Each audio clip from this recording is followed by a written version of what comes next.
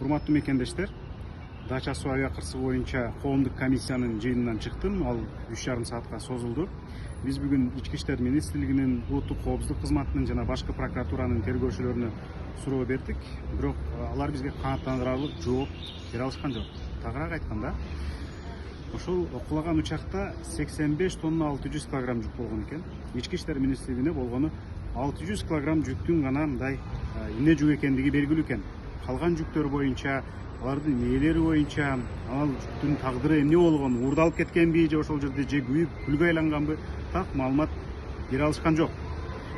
Бул жүк контрабандалык жүк болгонбу, эгер андай болсо анын артында кимдер турган деген суроолорубузга дагы так жооп бере алышкан жок. Андан сырткары жанагыл түрк компаниясы тарабынан келген компенсациянын өлчөмү дагы абдан аз болуп чыкты.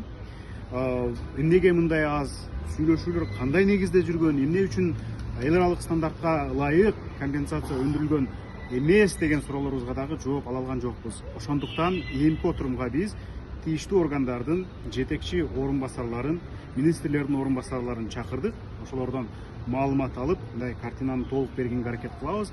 Болбосо ушунча жылдан бери, 5 жыл 4 айдан бери бул ишти иликтебей саботаж кылган үчүн тийиштүү мекемелердин, министрликтердин жоопкерчилигин кароо тууралуу сунушубузду беришибиз керек.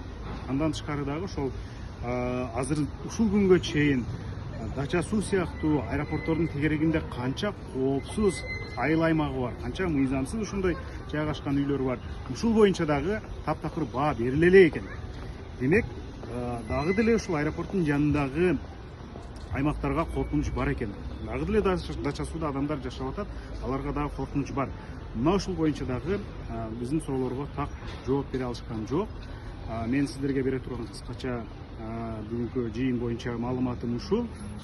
Биздин YouTube каналдан жана башка соц медиадан сиз кеңири видеону дагы көрө аласыз.